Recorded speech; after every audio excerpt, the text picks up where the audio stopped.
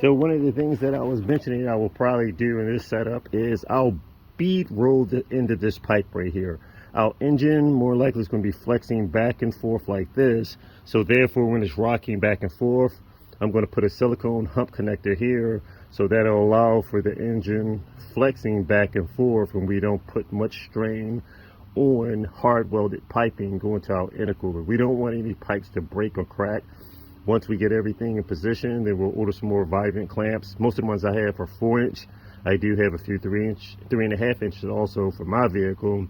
But once we do get everything put into position, test it out, see how much boost we can run, make sure everything's reliable, do some video engine compartment shots to see how much our engine is flexing. And if we have minimum flex, then we'll put some vibrant clamps here and possibly on the intercooler itself. That way, and it'll be quite a few more vibrant clamps that we would need. One here so it'll allow it to pivot back and forth. We'll go to our J pipe, our U pipe that loops around to our intercooler, put another vibrant clamp on our intercooler, other side of the intercooler vibrant clamp, come back up, another one in the middle, and then lead our way back up to the turbo itself and probably put a vibrant clamp right there. So all in all, we would probably need about 5 3.5-inch vibrant clamps for this setup. So we'll see if we can do it with that in the future. But for the time being, let's continue to get this thing fabricated and in position for wiring. Slowly getting everything mounted back up. Something that concerns me, and I'm glad I came across this, we call that a good catch. When I was removing the intercooler, I bolted it from the bumper and went to set it down on this mat. And as I set it down, a whole bunch of water just ran out from in between the coils. My feet got soaking wet and it's cold out here. It's about, I would say, probably 35 degrees, and water just leaked out. You can see that the mat got saturated and started running down. So what I'm going to do is blow this out with my air compressor just to make sure no water is in between the fins. It's not sealed, so we do not, you can still see some of the water, the moisture just from this just running out of here. I mean, these fins trapped all of that rain that we had over the weekend. So I'm going to blow it out and I'll wrap it up with plastic. But one of my biggest concerns would be, you do not want water to freeze in here and possibly expand and crack the coils. So I'm going to blow that out, and then I'll just wrap this intercooler with plastic just to keep any rain from getting down in between there while we're working on this. That's just a part of this crazy be more weather. So let's blow this out.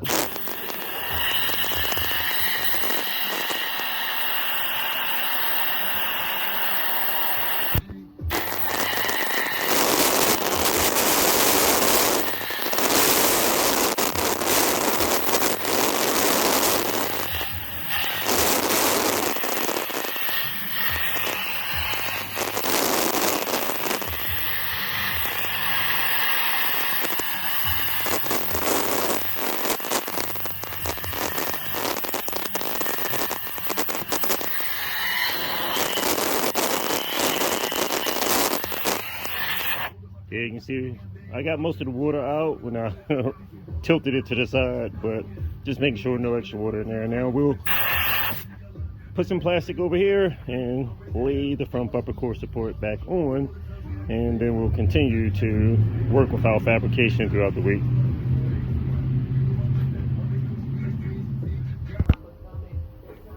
Okay, we have it back together. Our intercooler is wrapped in plastic. That's what we have to do when you're working outside in crazy weather like this. Outside build that will potentially beat up and destroy the average performance garage built and shop built performance machine. Let's make this happen.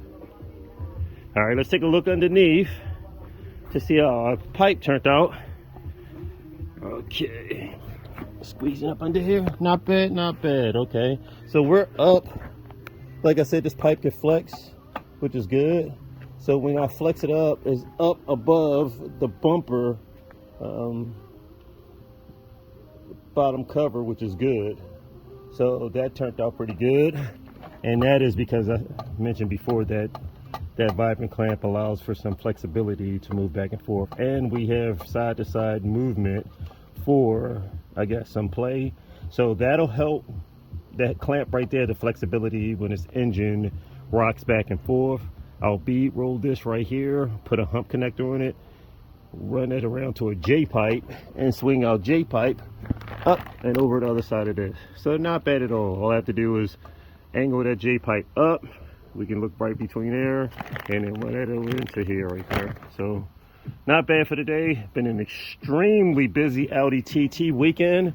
Working on the TT, the Jetta TDI, getting new tires mounted, and on this. So I was working on 3 projects over the whole weekend, and I have a full-time job. So that is what you call beyond getting it in. A full-time job that's pushing at least 50 to 60 hours a week, as well as building a project and working on several other projects on top of that.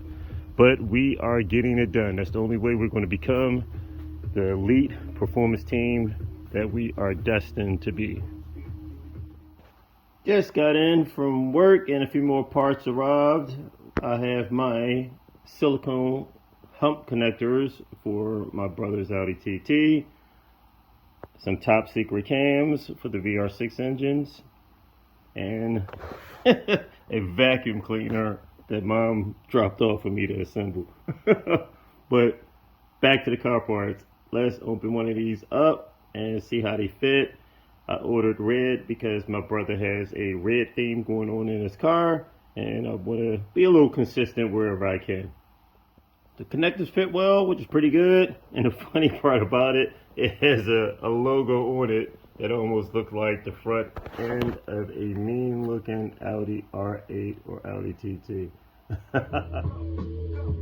Okay, I'm back out here on Christmas Eve grinding, working on the Audi TT.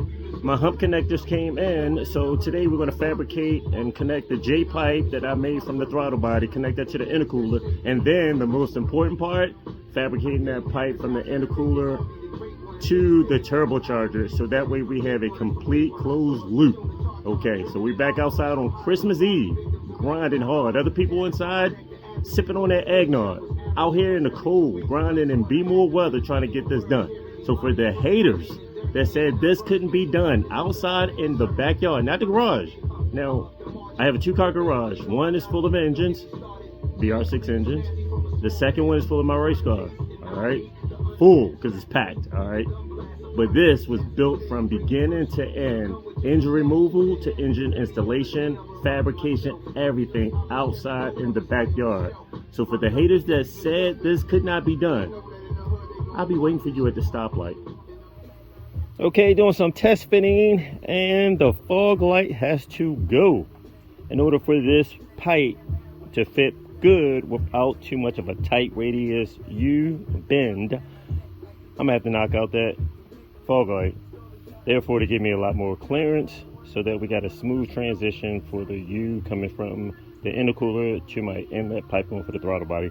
So we're gonna knock that bad boy out, and then later on we'll come up with a nice LED light that'll go in the front, that'll fill that slot where the fog light went at, and that'll still look aesthetically good, and it'll cover up part of the pipe work. Not that we're worried about the pipe being covered, but we still would like some type of fog light on the front as well, or something that looks mean to set the car apart. Did I say set the car apart? I think all of this sets the car apart. I stand corrected. I'm about to remove the intercooler and the front core support to remove my J-pipe from off the throttle body, so that way I can cut a little section off. As you can see where I have a black mark, I'll cut that section off. And while it's off, I'll weigh this intercooler, because people are asking, how much does this weigh with my bumper welded onto it? So we'll weigh it. That way we have a good idea of how much extra mass has been placed over the front wheels. Okay, we're looking at roughly 39.2 pounds. It's not too bad. But of course the VR6 cars are nose heavy anyway. And we put an extra 40 pounds of mass over the front of it. Now, One of the advantages of having some of the extra weight over the front tires is better traction. My GTI, I've raced, and I had MK2 GTI, raced many turbocharged VR6 MK3s, and they would easily get me off the line where I would just go up in smoke on the street. Similar street tires, but just the extra weight of the VR6 engine and a heavier car, my MK2 versus their heavier MK3, and they were easily able to just get me right out of the hole. And of course, once I grabbed traction, I was able to catch up and come by quite a few of them. But we're working on the here and now. So yes, 39.2 pounds. Let's get the rest of this off and slice down that pipe. Remove the whole front end, remove my J pipe going to my throttle body, and I sliced off like 2.5 inches. So now we're going to put everything back and then continue fabricating the pipe that leads from the intercooler to this J pipe right here. Trimming down my U pipe, and it's turning out to be pretty good. So I'm slicing and dicing, and this looked like this would be a pretty nice angle for a nice sweep around, turning these two J pipes back into a U. So we're looking pretty good. We'll go ahead and tack that up into position. I'm tack welding the pipes together, but I am pissed off because I paid some good money for clamps to hold two pieces of pipe together, and they're notched out in the center of the clamp so that way you can tack weld. So I'm freaking using a vise as well as a C-clamp to try to hold the pieces together until I can tack them. But the other pipe clamps that I had was pretty nice. You can wrap them around two pieces of pipe, get some vice grips, clamp them together, and that'll hold the two pieces exactly where you want until you can tack weld everything up. But I'm still making do with what I got until I dig through all the many boxes of parts that I have and stumble across it. But of course, like always, I'll come across when I'm not even looking for it. I had my pipes tacked together and I test fitted on the car, and I would like my radius a little more tighter. So I marked it and chopped, or I'm about to chop, 12 millimeter off so that we can get this radius a little more tighter. So let's go ahead and slice off the other section right here and tack weld it up again.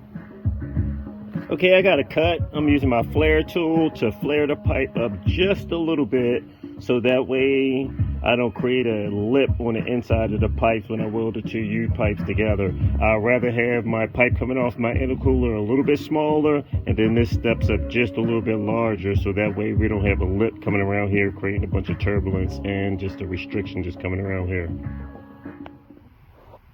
It is later than I wanted. I've been definitely a little nitpicky, but I finally got it the way I want it. So as you can see, without the hump hose on there, I'm lined up perfect, and I can still have room to pivot with the vibrant V-band connector on here.